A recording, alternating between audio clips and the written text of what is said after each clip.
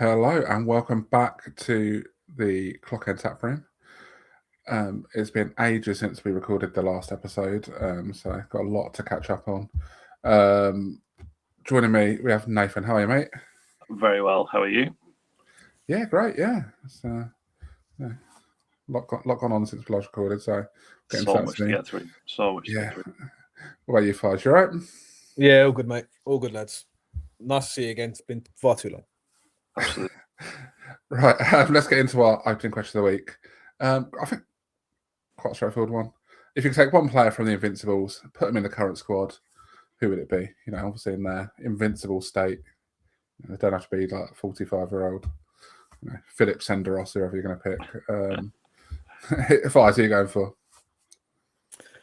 Can we have a rule, like a house rule? Because we're just going to say Henry, aren't we? Yeah, I was thinking that. Like, just because, you know, we need a striker, really, don't we? Or, you know, we need a striker, but I mean, for us. Just as a, just as a shout out, really, to the greatest player that's ever played for us. He genuinely is. I mean, you see compilations of him online, and you think, what's the difference between what I saw Henry do and Ronaldo, R9 do, and Ronaldinho do? I saw Henry do all of that for Arsenal Football Club. You know, trophies are a byproduct of luck as well as anything, you know. But as a player, but yeah. So I don't know. Should we have this rule? What do you think? What do you think? Yeah, that's fine by me. If we just assume it's Henry, but you know, we'll pick someone else. It's always going to be take two. We can take two. We're all picking Henry. Yeah. Who's your second one? Robert Perez. We've got a left-sided issue, and we need someone who was just like excellent on the ball. I loved his little sort of like Donald Duck type of run that he used to have. That, you know, he used to run a bit weird and that.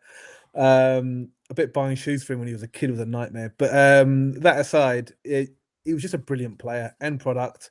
When he first came, he was a bit dodgy because he was he replacing Overmars? But when he came anyway, it wasn't settling in that well. Then suddenly he filled out a little bit, and then by the time the Invincibles came around, there was everything. He was outshining Henry in big parts of the season. So there was assists, there was through balls, there was spectacular goals. There was one where a player's playing well when I think it was Southampton. I think we'd lost the league by then. And then we just decided to put Southampton like 6 past them at Highbury, and the ball just came to him, and he just thought, "Oh God, we're 5-0 up," and he just battered it from like nearly halfway and just lobbed the keeper.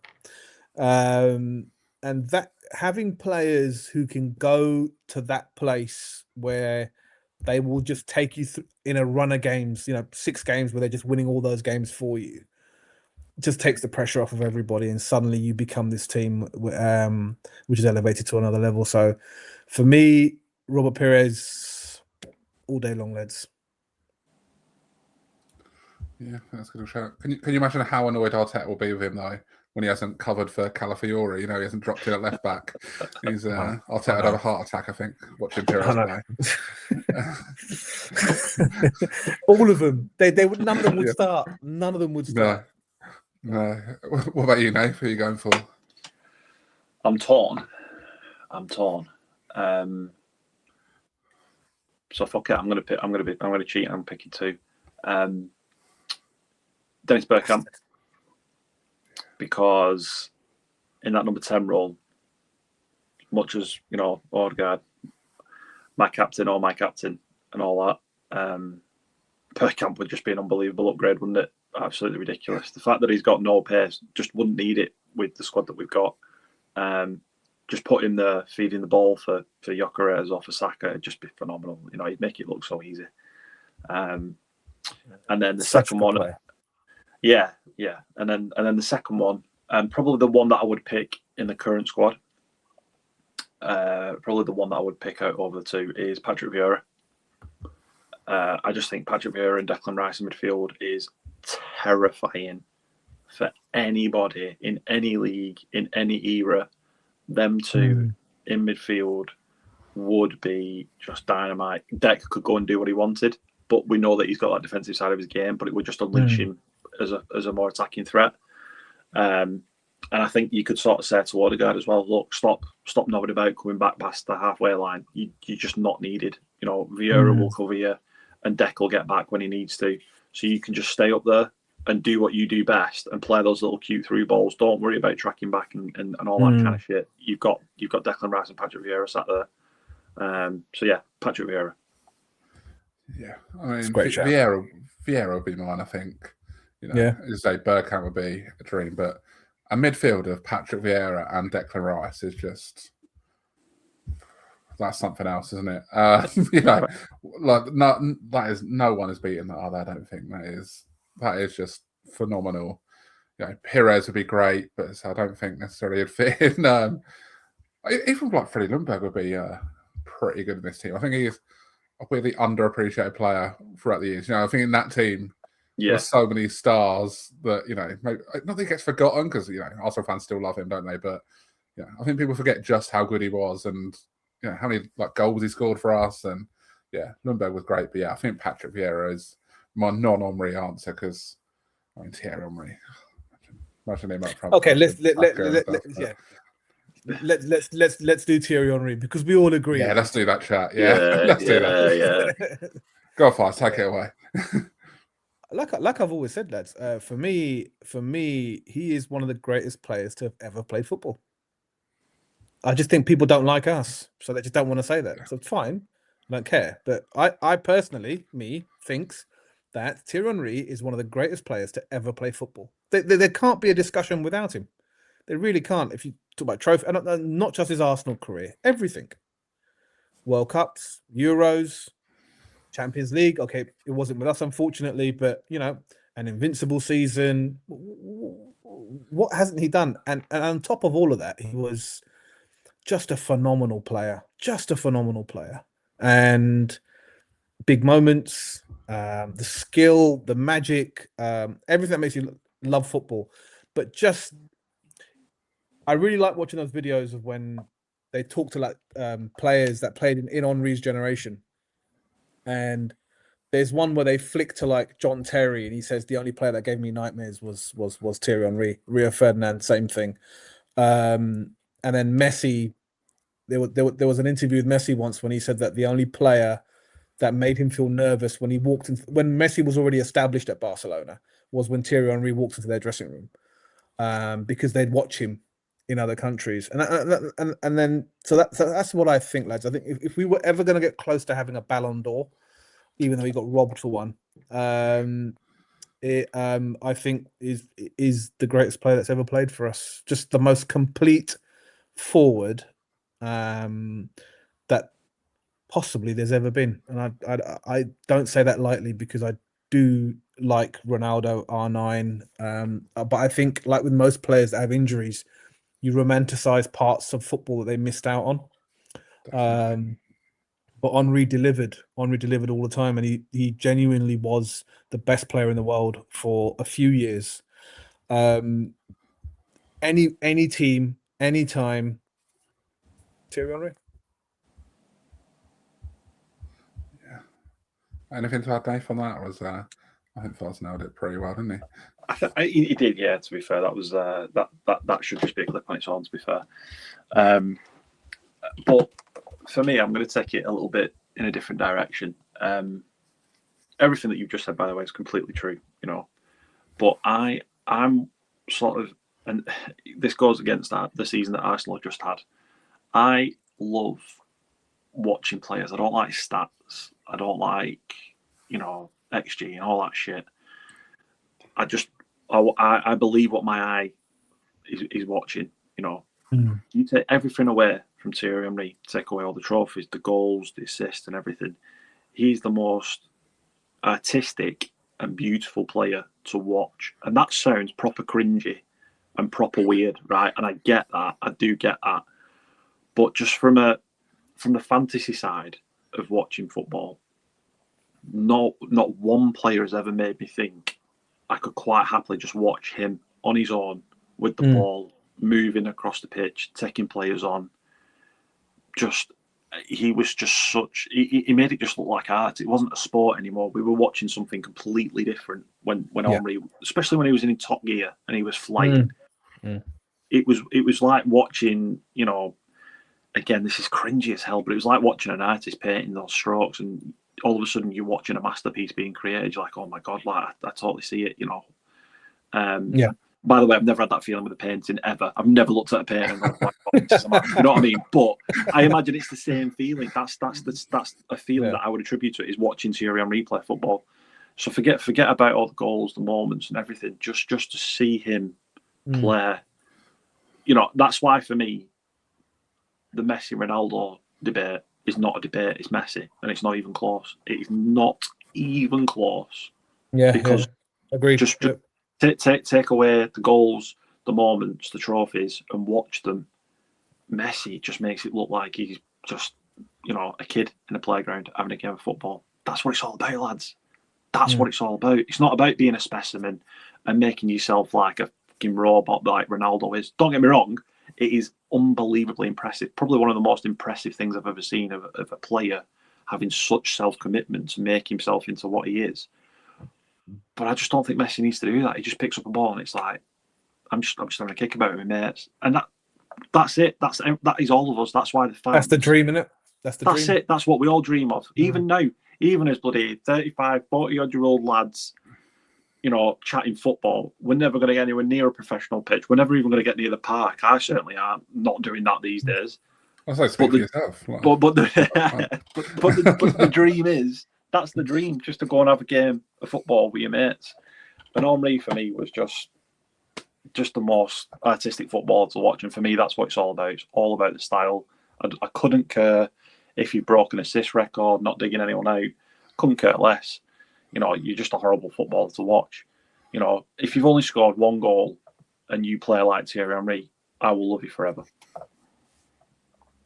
I don't know how he isn't mentioned more, you know, like the best player of all time. I'm not saying like necessarily as the best, but you know, like when you're getting down into that next sort of level of players, I don't know how he doesn't get more of a mention. You know, you don't really see him in there too often.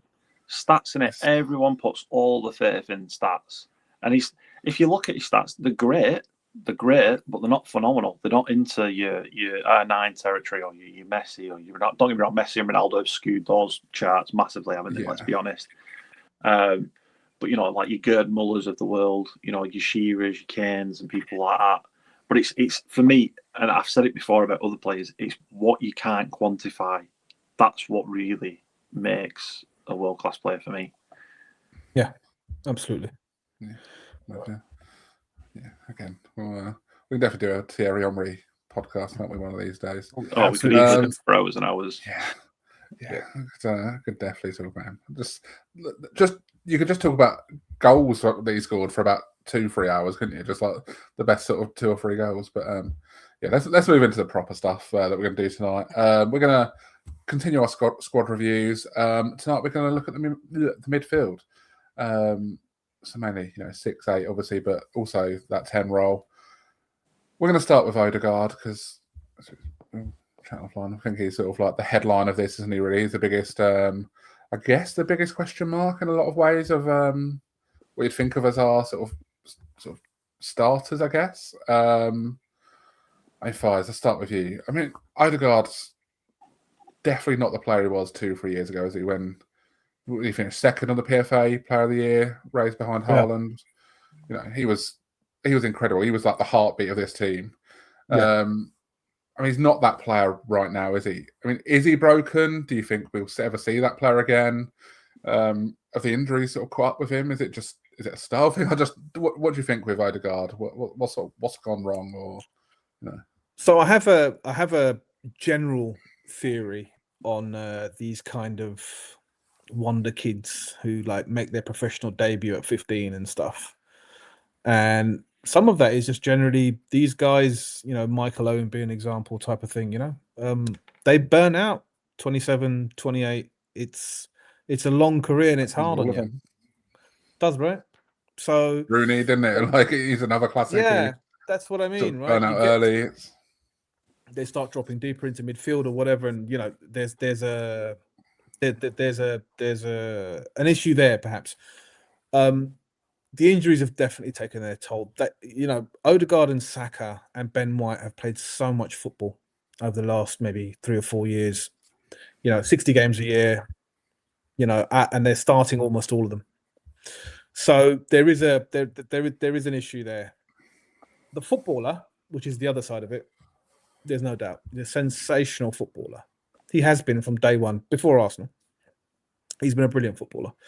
I suppose the issue is, and I have this kind of thing where I think I'm not sure Arteta wants to keep playing the same way he played 2 years ago. Odegaard was perfect for that. And I just think that injuries are part of it. Availability, I'm sure Arteta looks at availability like dependability. And if he can't depend on you, then he's not really sure what value you can offer. And they've got it up in the treatment room, haven't they? Like the best ability is availability, or whatever it is, or that. Is that right? Right. So I'm sure Ben White loves reading that every other day. Yeah. Weird places, just above like the physio like bed things, I believe. Like it's exactly the best place for it. Yeah, Saka, Ben White, and it's no coincidence. It's the three lads who were brilliant in that right hand side for us, of the pitch. Where I'm not. Well, look, obviously Timber's now has replaced Ben White as a starter there, and I think that's the beginning. You're not going to replace Saka, but this time next year, lads, if we're doing a podcast, don't be surprised if we're having that conversation if Saka has another season where he's just not playing. I know he's Arsenal, he's Hale End, he's whatever, but if he's not playing, he's none of those things, right? And I think Odegaard falls into that category. If I'm saying for Saka next year, I think Odegaard falls into it this year, which is, can we do better? And Martinelli falls into that category. I'm sure we'll get onto him. And I hate to say it, but I just think that the talk about Rodgers, again, a different profile of player, 6 foot, built out, can turn on the ball and run at people. And I just think we're kind of going towards that rather than the Martin Ødegaard profile of footballer. And that's a real sad thing because, Nathan was making some brilliant points. I couldn't help but, just agree wholeheartedly what Nathan was saying about Henry a bit earlier, that Odegaard falls into a category of he's an aesthetically pleasing footballer. It's the shimmies, the twists, the turns, the through balls. And I'm not sure that's the football we're going to play moving forward. We've just won a league title being a certain way and lost league titles being a different way. The only thing that I think saves him is being club captain. And I'd hate to be proved wrong. I would like nothing more than Martin Ødegaard to be backfiring on all cylinders. Same with Saka. But I just think that the way it's going at the moment, we may have run these lads out of full fitness to ever be fully fit again. Depressing note, but yeah. I mean, we'll obviously get onto it in a minute, but I mean, the news out of England that Declan Rice is towards the end of the year was suffering a back injury and had to be managed like painkiller injections, all that sort of stuff. I think the way Arteta's run the team or the squad the last few years is definitely going to see some more of this. Saka as well, right? Yeah, Saka. Yeah, I mean, there's so many of them that have just been running. He's had a bad season. He's had a bad season for Saka. That's a bad season, right? Yeah, it just hasn't been fit, has he, for most of it? But that's the problem. It's the same with Odegaard, is it? Are they ever going to be fit again? I know, if I don't know about you, but I think when I watch Odegaard, he used to be so decisive. He'd get the ball, he's playing the pass, he's taking the shot. Whatever he's doing, it was quick. Where now I watch him, he looks a bit hesitant on the ball. He doesn't look. I don't know. It's just missing what he used to have. I mean, what do you put that down to? Is that the injuries? Do you think it's what Arteta is asking him to do with the ball? Is it what's your opinion on Odegaard? I think for me it's these two things. It's the injuries and it's the way that Arteta's playing. It's hard to dig out any of our attacking players individually this season, given the way that Arteta's set up, and I think that is born from a fear of what happened in the 2 seasons previous, where we finished runners up to Man City, where I thought we were playing some of the best football we've played since Wenger. We were really good going forward. We were really attractive to watch. and we just kept falling short, just little silly mistakes at the back, leaving ourselves a little bit open.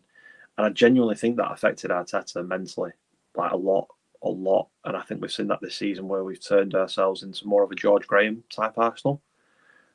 Just really hard to beat, really ugly, really, not fantastic to watch. Don't get me wrong, we've had our moments. I'm not slagging us off completely. We've had moments, but let's be fair, we fell over the line, really, didn't we? A little bit in the end, and the football wasn't fantastic. But coming back to Odegaard, I think he suffered a lot because of that. Same with Saka. Same with like I said, all the attacking players. You can't just dig one player out. But I think he got injured with Norway, didn't he? I think he hit his shoulder, did he, against Bournemouth early on in the season or something. He had a bit of a shoulder niggle, didn't he? But I think the one that really shook Odegaard up was with Norway, and I think he opened his ankle up a bit, didn't he? Yeah, did some real damage. And I genuinely think from that moment was that Spain? Was that Spain that did it to him? Was it Rodri that did it to him? I don't remember. I don't remember him playing. I can't remember. I really can't. I'm going to blame Rodri anyway because I don't like him. Yeah. On there. Yeah, that works. I just think that since that injury, I think it really affected him. And what you were saying, Dave, there about the hesitancy, I totally see that and agree with what you're saying, because he used to just floor. Like you said, Fize as well, he was aesthetically pleasing. Whereas now, I think he shies out of a tackle. I think he'll press. If you watch Arsenal, the first man go into the press is Odegaard every time, and he's waving everybody forward. He will not dive in for that tackle, though. He will not be the one to put his body on the line. I think that's really shook him up. And again, with his passes, with his shooting, because he used to pop off shots when we were playing these low block teams where we couldn't do anything. He'd be the one who'd have that shot, and there'd be a scuff off a defender, a parry, it'd make something happen, And I just think the injury combined with Arteta being more conservative as well, I think it's really sort of fed that fire of no confidence in Odegaard in what he was doing because of the injury. And genuinely looking at who we're looking to sign, Morgan Rogers, we all immediately thought was going to play on the left wing and cut inside, and then we sat there and we thought about it and we thought, well, that's not what he does. That's not what he's about. And then you start hearing that he's not our left wing. If you believe the rumours that are flying around, Morgan Rogers is not the left winger that we're out looking for, apparently. It's a Greek lad, whose name I cannot remember now. Yeah, Zolis, isn't it? Or Zolis, however you say it. So with that in mind, does that mean there's an Odegaard hole that needs filling by Morgan Rogers? Is that what we're going down? It wouldn't shock me. If you'd have said that right at the end of the season, and I said, no, that's not going to happen. He's our captain. Like Fize said, that's what's keeping him there. He's our captain kind of thing. And, he's sort of been the player along with Saka who's brought us into this era that we're in now. He's dragged us to where we are. But then you start putting two and two together and you start thinking the only player that makes sense for us to be buying an 80 to 100 million pound player to play in midfield. Bear in mind, we've already signed Eze to do the whole left wing / central midfield, attacking midfield position. Morgan Rogers is basically another version of Eze. That's too many players in that slot. So does that mean Odegaard's going to drop? Because surely we're not going to move on from Eze after one season with the money spent. No. And for 80 to 100 million, Morgan Rogers isn't sitting on the bench, is he? So you're not dropping Deck, are you? Deck's not getting dropped. Let's be honest. Yeah. And you're not going to sacrifice Zubimendi or Lewis-Skelly based on the way that we've been playing. So the two options are Odegaard's leaving, or we're going to play a completely different type of football. Yeah, I mean, we mentioned it a bit last week, didn't we? Something's got to give with these players coming in. We've got to make a big sale somewhere along the line. Yeah. I can't mention it in our chat or whether it was on the podcast, but we said about our record sale still being Alex Oxlade-Chamberlain at, was that 36 million? Yeah. So, at some point, we've got to break that. Just the way football fees have got, transfer fees have gone now, the way football's gone. I mean, Fize, do you think Odegaard is still with us this time next year? Or do you think he is heading out the door? I don't think he will be, lads, and it pains me because I really like Odegaard. Yeah, I really like Odegaard. I think he's a brilliant footballer, and I just think that Nate makes a great point. He had these injuries and stuff, and what you said, Dave, about him hesitating playing, and I just think I haven't seen him happy. Trophy aside, I haven't seen him happy in a long, long time. Do you know what I mean? So He's playing he was so free flowing when he first came to us, and now he always looks like I don't know. He's thinking about it too much. I don't know. Yeah, I think look, without sort of labouring the point about the right hand side of the pitch, I think that was peak Odegaard, and it worked with Saka, and it worked with, and I don't think Saka gets dropped for anybody, especially not Madueke at the moment. But I do think that the reality of Odegaard is that we won a title with him not playing, with a bit part role basically. And that reality, and it's not a hot take or anything. I just feel really sorry for the lads because they should have won a couple of titles, but somebody was fiddling their accounts and cheating their way to a couple of titles. But I think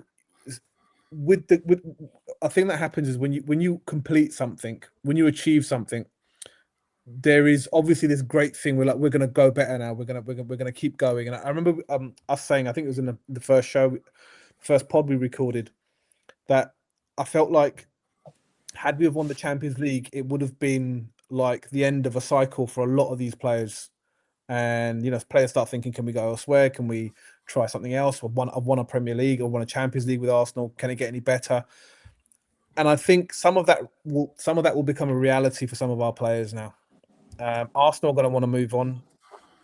Arteta, no doubt, is looking into it, and I just think players like Odegaard, players like Martinelli, Trossard. I don't want to say it sounds horrible. This might be it for him. This might be it. I think someone like Odegaard could still go and play in pretty much any other league in the world, even with that slight physical decline. Yeah, and still be brilliant. Another country might suit him a bit better now. If he has sort of dropped a little bit physically, the Premier League is just as intense as it gets, really, on that sort of side of the odd side of things. Yeah, it's a great point. Every team you play is pretty good. There's no easy games, is there? You could go anywhere else and probably, thrive still. I think he'd be unbelievable for Barcelona. I think he'd turn them around massively. I think he'd be tailor-made for on Monday. You could play for another 30 years in Italy if he wants to. Yeah. Listen, don't get me wrong. I still think he could do a job, and looking at it now, I think he would still be with us come next season. I think there's another season in it. I really think there's another season in it, especially on the back of winning the Premier League and things like that. Mm. But I wouldn't be shocked if he went.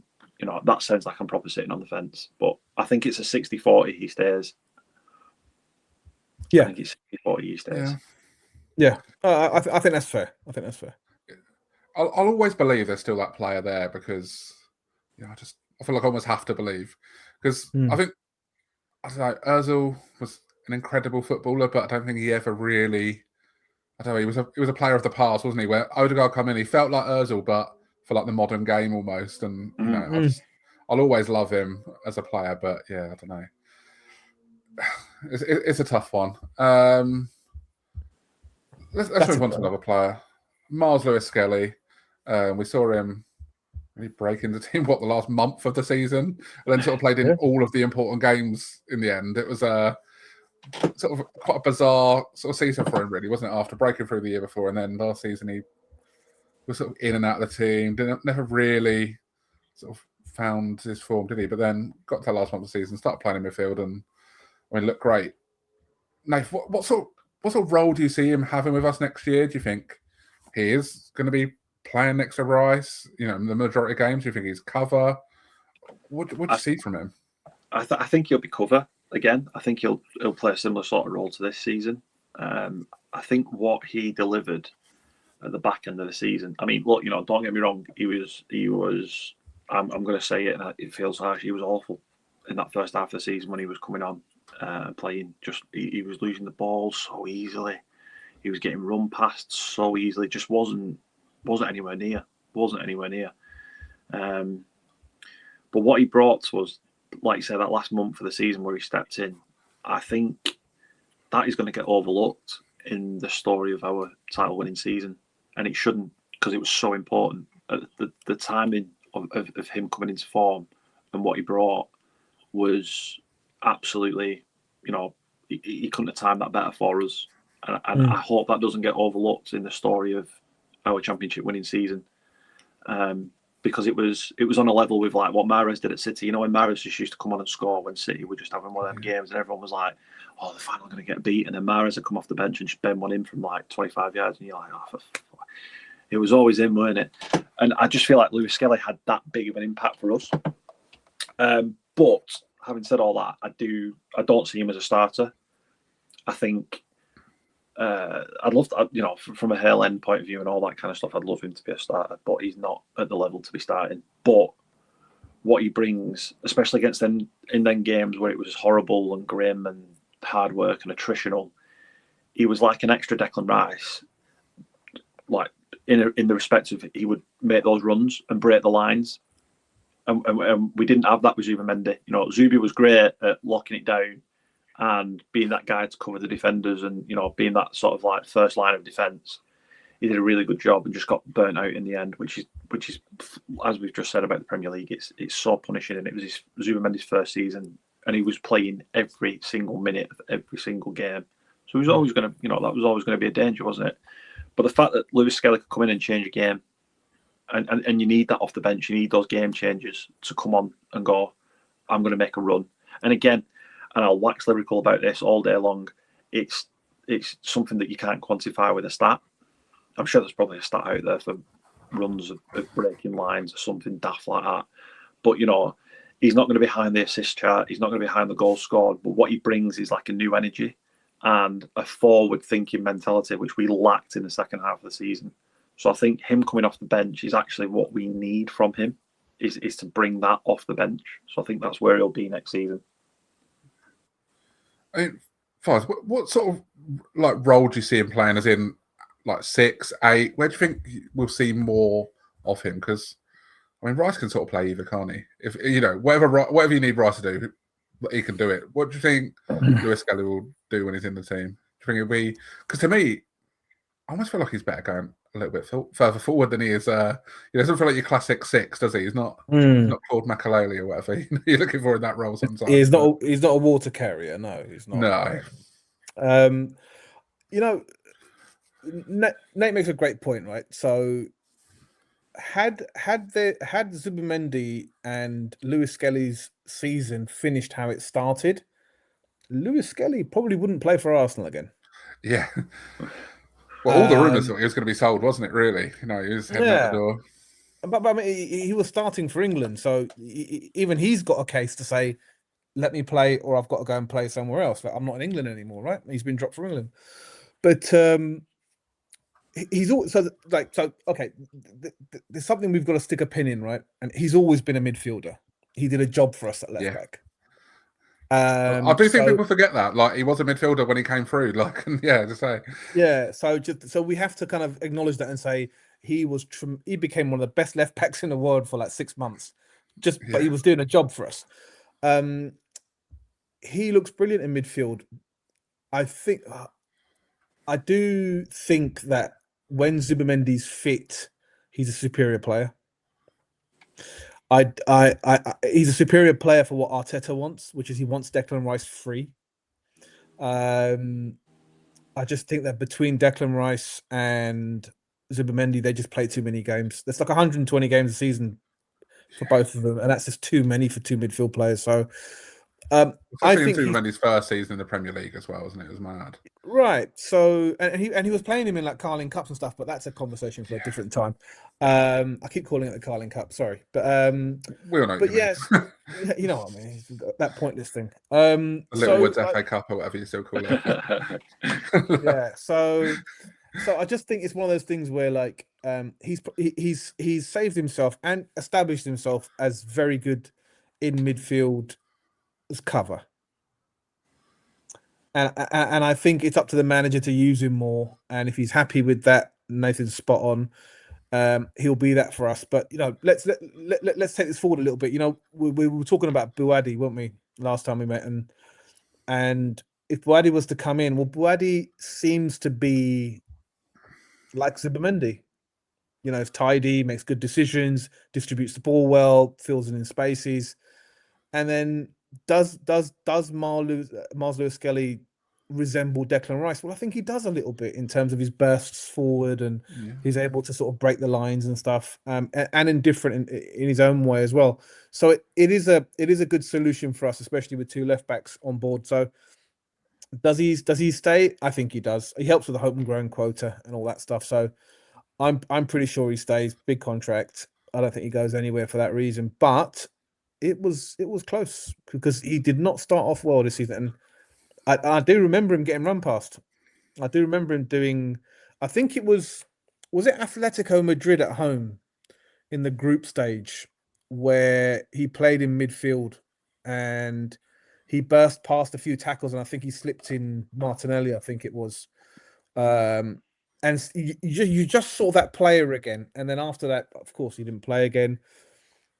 But it can't be understated what he did at the last part of the season. I think someone like Arteta would have only have turned to MLS if there was no other option.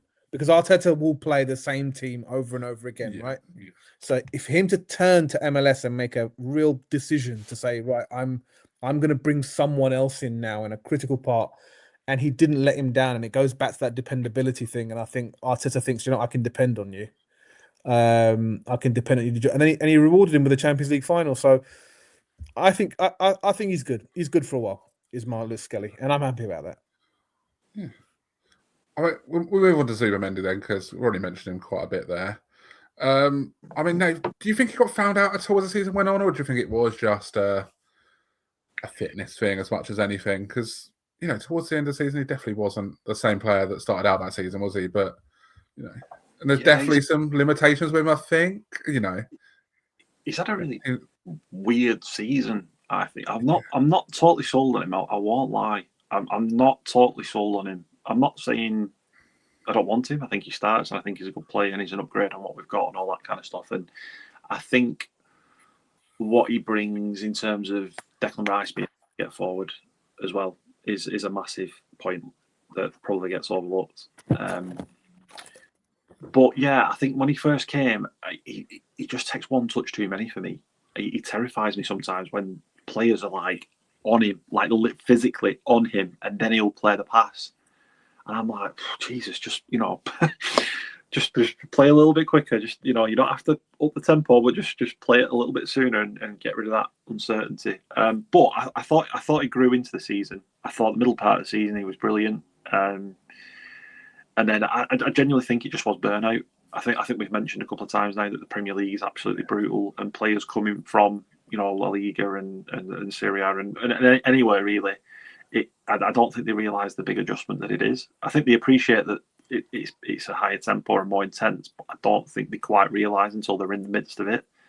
And the whole not having a winter break and playing through those months where you don't get that recovery time, it has a massive impact on players coming into the Premier League. So I do think that towards the end of the season, it was just a bit of burnout. Like we said, he was playing every single game. He was on the team sheet in the starting 11. And he caught well. So let's give him credit for that. Let's not use that as an excuse. Let's say this guy's come from a league into the intensity of the Premier League, played every single minute pretty much up until the last month when Lewis-Skelly came back in. Yeah, that's a phenomenal effort for a debut season. So yeah, I'm not 100% sold on him, but I think he's had a solid start. A solid first season. Yeah, definitely. Fize, as you've already mentioned, we've been linked with some midfielders. Lewis-Skelly potentially coming through and developing. Let's look ahead to May 2027. May the 1st, 2027, towards the end of the season. Is Zubimendi partnering Declan Rice in midfield? Assuming everyone's fit and stuff. But Yeah. Are they the two? Yeah. Do you think? Yeah, I think he's. I think he is someone the manager. I've got no reason to say this apart from my own observation, but I think he's someone the manager sees himself in. I was going to say there's a little bit of Arteta about him, isn't there? Are they both from the same region? From what is that? The Basque Yes. region. Yeah, I'm sure they're both Basque, aren't they? I think he sees a little bit of himself in him. And it comes back to the word of the podcast. I think now I've said it so many times, that dependability. And when he lost that totally from fatigue, he was just burnt out because he was sensational for about 3-4 months. I remember there was a 3-month. He was scoring winners. He was breaking ahead. I think against Aston Villa, Odegaard found him with a beautiful pass and he ran through, and it was a volley which was top bins from direct from a clearance. So there was real moments where I thought, this guy's the business. This is the player that I saw against England that replaced Rodri and played as good as. There are limitations with him naturally, in that sort of metronomic position. You have physical limitations. You're not going to get Declan Rice again, and if you do, you will lose. Sometimes I think these sorts of players, they play that role because they can break lines, but to do that, they've got to invite pressure. A bit like Andrea Pirlo used to be like, and I may have mentioned it before, but Andrea Pirlo used to play as a 10, but in front of the back four. But Andrea Pirlo could lose the ball at any time to anybody. He wasn't a good tackler, wasn't necessarily the most accomplished kind of physical specimen, but he could pick a pass. He could dictate the tempo of the game, and I think Zubimendi's in that kind of ilk where, and he complements Declan Rice really well for that. And I just think Arteta will have his antenna out about him, thinking, hold on a minute, mate. I need you to play 60 games as well. You burnt out after 45. I think there'll be that, but I think to answer your question, he'll be here next year, partnering Declan Rice. Maybe not the whole season, but definitely for the majority of it. I just think I really think he's a good player. Yeah, I think the sort of breakthrough of Lewis-Skelly definitely just helps ease that pressure on him a bit, doesn't it? Can have a little break here and there, which he desperately needed, as we saw towards the end of the season. He was just dead, wasn't he? Isn't it like not a surprise that we're linked with someone who plays exactly like Zubimendi plays in Buadi? Yeah. He's almost a carbon copy of the way he plays, right? He sits in front of the back four, breaks once in a while, nice and tidy. I just think it seems like Arteta's got, okay, I need someone like you to fill in those games in a season, right? Yeah, definitely. There's a couple more midfielders to mention. Let's start with Marino. I mean, Nathan, where does he fit into this midfield? Because I don't think he's great as an 8. If I'm honest, I don't think he's great when he plays as a 10. Well, you mentioned him last week when we talked about the strikers. I think that's his best position as when he plays as a 9, a sort of almost emergency cover. Where do you see Marino in this squad? Because I mean, is he someone that could potentially be sacrificed? If we needed to bring in some funds. Yeah, I mean, I think you've hit the nail on the head. Marino is a good, solid player. He'll come in and he'll do a job in whatever position that you put in, but he isn't a specialist in any position. My favourite player when we talk about players like this to go to is Mason Mount. I really like Mason Mount. I think he's a fantastic footballer. He's just not got a position on the football pitch. And it's mad to say that because he's a good player, but he just doesn't have a position.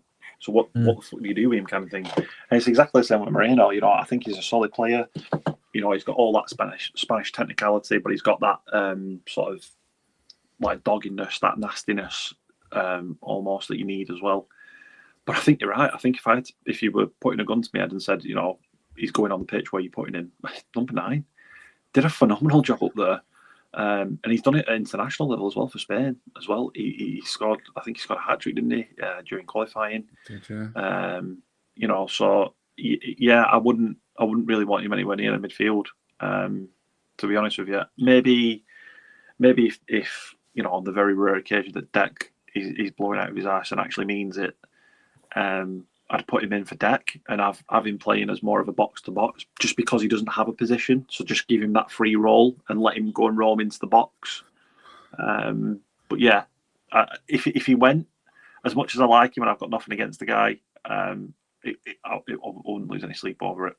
Yeah. I mean, I don't think you'd want him playing any important game for us at either 6 or 8, would you, really? No, definitely not. Definitely not. Fize, we'll move on to our last player for you, because I know you... Hold on. Go on, okay, go on. You go. Mikel Merino plays where he wants. He plays where he wants. I love Mikel Merino. Really? I love Mikel Merino. And it's an unquantifiable love. He plays where he wants. Mikel Merino is... Do you remember a player called Tim Cahill that played for Everton? Yeah, of course. Yeah. Just plays where he wants. Marouane Fellaini, when he played for Man United, just plays where he wants. These aren't the best footballers in the world. So to answer your question, yes, they can get moved on and whatever. They just deliver moments. That's such a better way of putting it, of saying that he's got no position. He plays where he wants. That's such a great way. It is. It's such a great way of putting it. It's saying the same thing, but in a much better way. I just genuinely think that you need players like Mikel Merino to win you stuff, because they change games tactically, and not to be a sort of tacticos about it, but you can change into any team you want with a player like Mikel Merino. You can go from route one to passing to tiki taka. Do what you like. Mikel Merino fits all of those, and I think you need that fluidity in players. Declan Rice plays a certain way. Myles Lewis-Skelly plays a certain way. Zubimendi plays a certain way. I think you need a player like Mikel Merino, just because he's like our Owen Hargreaves, isn't it, for England? Exactly. You take him because you take him because, like you said, you can put him on at any position at any time in any tactical formation or way of playing, and he will fit and do a job. Yeah, but I completely take your point. Jack of all trades, master of none. But it's still, the point is, like, you need those minutes distributed, and he can take minutes from up front, from midfield, and in defensive midfield positions. He could probably play centre back at some point, and I love that about Mikel Merino, and I think you need players like that in your squad. That's a great show. Yeah, I think that's completely fair. And Fize, I'll give it to you anyway. Declan Rice, the last player we've got to talk about, really. There's not really any question about his role. There's not really a question of anything. So, do you want to just talk about Declan Rice for a bit and how great he is? Give him the Thierry Henry treatment. Declan is the club at the moment. That's the biggest compliment I can pay him, is that Declan Rice is Arsenal Football Club at the moment. And it used to be Saka, but this league title, make no mistake, lads, and it goes back, and I love what Nathan said about just the stuff you see on the pitch that isn't necessarily picked up or measured on a spreadsheet. Declan Rice is Arsenal Football Club at the moment. And that signing changed the fortune of our club. He is what the Americans would call the franchise player. He's a captain, whether you like it or not. He's the best midfielder in the club, whether you like it or not. He is the face of the culture. He's a London lad. He's at all the events where he's on telly. He's Arsenal Football Club at the moment. And I think that the greatest respect I can pay him is that he lives up to every single expectation and exceeds it. It's priceless. Yes. Is that good enough? Yeah, that works for me. That covers Declan Rice, really. Declan Rice feels like our captain, doesn't he? Is there any possibility you see that Odegaard is still here and Declan Rice to have the captaincy, or do you think he's not going to rock the boat for that? Well, what's to say that wouldn't help Odegaard? I'm not saying that the captaincy is weighing him down at all. I'm not saying that at all. I think he thrives on it, actually. But would it help him if someone said to him, just concentrate on you? To Odegaard, just concentrate on you. Get back to where you were. We'll give Deck the armband. That'd be if it was going to happen, that's the conversation that I would have with Odegaard. I'd say, look, this is nothing. You're still part of that leadership group. You're still part of that captain's group that we've got, because we all know that exists. And I think a lot of clubs have a leadership group now, don't they? Rather than just, someone wears the armband, but there's a group of players in the changing room, isn't there? And yeah, I'd maybe just say to Odegaard, you just concentrate on being Martin Ødegaard because you're brilliant. Go and do that. Let Deck have the armband, and that's the only way I could see it happening.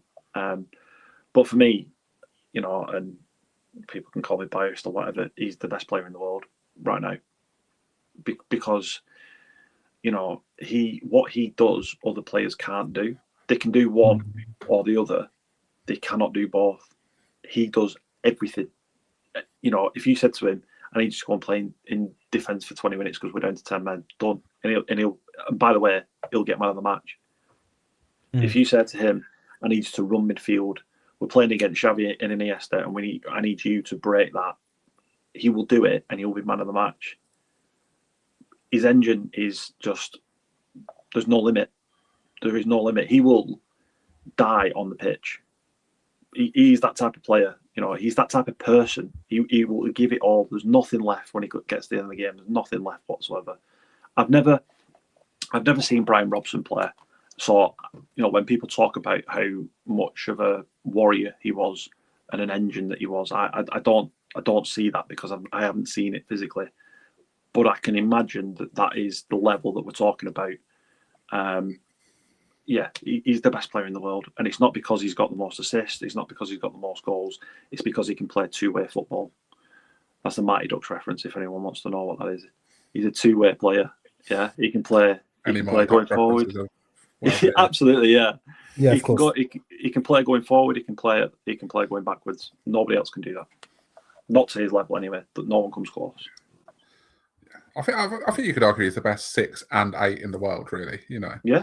Lots of people will talk about some of these other players. I just don't think there's a single midfielder I'd take over him in them either position, really. No. Never in my life did I think that 105 million would be a joke in terms of being so low for a player. Yeah.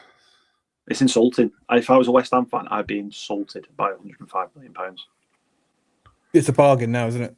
Really, I mean, the song is funny, but it's an absolute steal, and everything Nathan said is absolutely correct. Declan Rice is the benchmark. Yeah, he is the benchmark. Like Patrick Vieira was once a benchmark. We still talk about him now.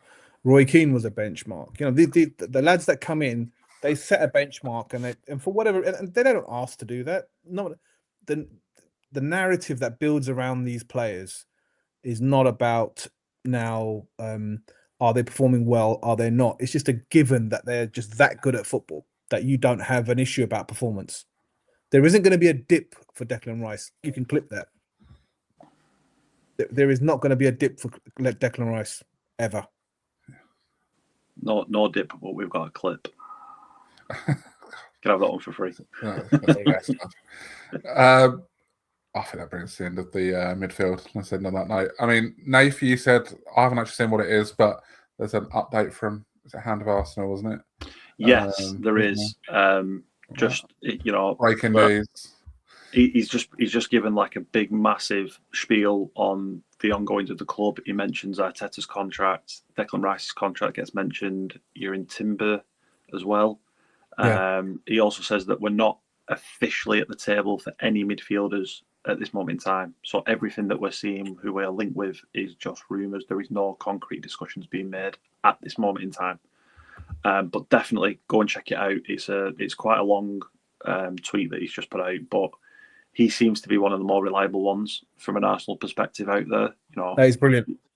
So I really need to know who he is, because he can't be that same kid who got like catfished like about 6-7 years ago. Yeah, was like outside on like Arsenal fan TV, giving his little updates, a little sort of nerdy fella. Like, it can't be that same person. It's got to be someone's bought this account, or Yeah. You know, it's But he's ratified by like serious journalists. Like David Ornstein retweets him and stuff and says, "Yeah, you know, thank you, hand of Arsenal," and all that kind of stuff. And you just think, but then Definitely why would worth someone? Yeah, but then what? You know, maybe it's just a really clever thing Arsenal have done that thought we'll own this content. It's about us. We'll own it. Yeah. On the narrative, it makes sense too. It would. I really do. I honestly think you could do like a whole series on like who is Hand of Arsenal, because we want the great mysteries of our time within Arsenal. But he's brilliant though. He's brilliant, and the stuff's spot on. But then, am I getting two things confused? You forgive me, lads. It's my age, probably. Who was the fellow who did it in Arabic for a little while? And was it Arsenal Bell or Bell of Arsenal or something like that? The Arsenal Bell, and there's been a few of those over the years that I don't know. There was the ones that what's his? I can't remember what his name is. Dean. James. Is that him? One who he was like posing. He was all like he's had all sorts of careers, he reckons, but he was a weird one for a while, wasn't he? And he had some fake accounts that were posing as different people, and was it like it's not easy, like niece or something at one stage or something like that. It was sort of a few of the older. But Hand of Arsenal feels like a different case of some of them previous ones, doesn't it? Yeah, definitely. Some of them met really terrible ends as well, like with their wives coming on and saying his last words were Benzema. Benzema next, wasn't it? Rooney next, blimey. You know, but bless them, it's Great not an easy field. It's not an easy field because they get absolute dog's abuse all the way through it. Yeah. Well, here's a little bit for you. So a few years ago, so I know a couple of people sort of like loosely linked to Arsenal and a couple of people that sort of Arsenal, but me and a few people, we decided we were gonna fake me being in the know for the summer and just see how many followers I could get. And I knew like tiny little bits, but I just should make stuff up. My whole thing was basically deny every rumor that everyone else had and then just pick one. And it was a summer we signed Lucas Torreira. And I just decided randomly one day, I'm just going to tweet out the Uruguay flag. And 5 minutes later, Ornstein come on and like basically confirm the deal. It was just absolute pure fluke. there was nothing more to it than that. It was just pure fluke. And I still, to this day, get people messaging me on Twitter, like asking me for like updates and stuff on, is this rumor true? Like I was just completely making stuff up. It was just, the whole thing was just, because I always said, just go, this rumor's not true, this rumor's not true, this rumor's not true. And most of the time you'll be right. And then if you're not right, you go, things changed. You know, that's basically my whole like policy. So you could definitely do the in the know game because people were just so desperate for it. It was they are desperate, mate. I mean, Herrera's my highlight of that one, myself included. But we just need to know something about somebody, right? I always mention a story that I got done by Clips once. I was shown clips of players and I'm like, oh God, this player looks brilliant and I really rate him now. So the one that I got done with, which my friends never let me forget, was one young Andre Santos that signed for us at left back. And his YouTube clips were phenomenal. Fair play to the fella who edited them because they were brilliant. And it was a mate of mine that said to me, you know he's not defending in any of those clips. We've watched this for 6 minutes and he's not defended once. He's always going forward and he's always. I said, yeah, but it's Wenger, mate. This is going to work. Yeah, he's an old school Brazilian fullback when he was. I staked my reputation on it, and it's never recovered. It's never recovered. But there you go. We're so desperate to know stuff about footballers that we'll do anything, right? And there'll be lads doing whole threads on like, you know, if this guy comes in, this means this and this means that. And fair play to them. Fair play to them. It's a game of opinions, right? It is. It really is. I didn't know we had a transfer guru specialist in the know with us. Yeah. Honestly, I think that was the main one. I think Torreira just looked like it was done, didn't it, at the time? I think everyone sort of knew it was, but yeah, like 5. I don't think anyone else wanted him, mate. Yeah. I beat Ornstein though. That was a big thing. That's Honestly, I reckon I gained about 800 followers within about 5 minutes that day. It was it was stupid, but yeah, it was a fun summer just making stuff up, just completely making everything up. So it's quite easy to do if you if you follow the right people and stuff, especially these days. You know, like who the reliable ones are, don't you? Really? Yeah, definitely. Yeah, absolutely. Yeah. The Hand of Arsenal is a brilliant account to follow. He's he knows his onions. Well, one way or another, he knows someone, or there's some link there, isn't there? That that's a proper link, that one, isn't he? Really?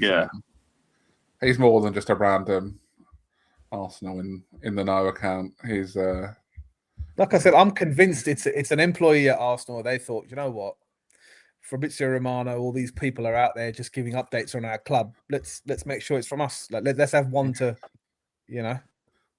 Well, because I think it was after the parade that he tweeted out about like a great spread or something at the party. I know somebody was at that party and they said it was terrible, but it was just funny. Yeah, he tweeted out about a great spread, but like it make like he was either there or he was lying about it one way or another. It was.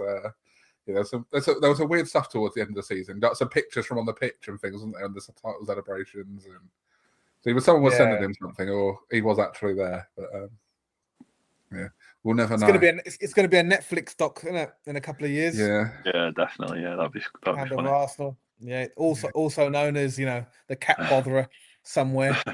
Do you know what I mean? And then we're going to be like, oh mate, we shouldn't have shouted him out. Really, yeah, some dodgy stuff going on there, like Also, we've mentioned some of the other podcasts and things around. It would be like an interesting episode to look at how the Cronkies turned it around, because it wasn't that long ago there was like the Cronky protest, and they really have like used social media, podcasts, all these things to really like turn their reputation around at Arsenal. Obviously on the pitch helps as much as anything, but they really did do an amazing job of like turning things around, and I think in a way that I don't remember any other club ever doing before. They were in the gutter, mate. So yeah, let's do a touch on that. Yeah, let's have a look at that. Yeah, because that was the Super League, wasn't it? When they were all around that time, and I think people just didn't like them much, did they? The weak hair do you was that the thing? Yeah. Like that, wasn't I know a few lads that went so far out on that weak hair do you thing that they've kind of hidden their celebrations of the title this year. Yeah, because they went really out with it, it's tough to walk that back, isn't it? Right. Well, it isn't really. Nobody cares. Just get on with it. You know what I mean? That's true. I hear you. It's tough. It's tough in the imaginary world of caring about people you don't know. But yeah, true. Fair enough. Yeah. But do you know what I mean? It's the team just won, mate. It's all right. We all change our minds once in a while, That's it. I mean, I'll be honest. I'm still not sure on Arteta, and I've been for a long time. You're still tweeting about it, but I'm still enjoying these celebrations. And if Noni Madueke had got that penalty against Paris Saint-Germain, I would have forgiven him everything. I would have bought the shirt, and I would never have said a bad word about him. But he didn't, so fair game. Yeah. So yeah, let's go on Arteta. Yeah, exactly. When he does it again, who cares? That's what football's all about, just being fickle. Right, I guess that rounds us up for this week. Make sure you subscribe wherever you're watching or listening. All of that stuff, you know the deal. But yeah, it really does make a difference to us. I think we're up to the heady heights of 7 subscribers on YouTube. But like we're getting way more people watching who aren't subscribed. So yeah, make sure you hit that subscribe button, do all that stuff. Get on it. Yeah, follow us at Clock End Taproom everywhere. I did set up the TikTok the other day. I haven't actually done very much with it, but that does exist. So yeah, there, Instagram. Trust the process, Dave. Let's trust the process. It's all there. So yeah, get in there now. Be one of the early adopters and all that. So you've been there since the beginning. But yeah, thanks for joining me again, both of you two. Cheers, mate. Good chat. We'll be back next week doing the defence, which I think there's probably a little less to talk about on that compared to the other stuff we've had so far. But there'll still be some good stuff to look at on there. Yeah, we're back next week. Probably a look at the World Cup again, into the Arsenal defence, and that'll be it. So yeah, See you Cool. later. See you later, boys. Guys, see you later. See you, everyone. Ta-da. Bye.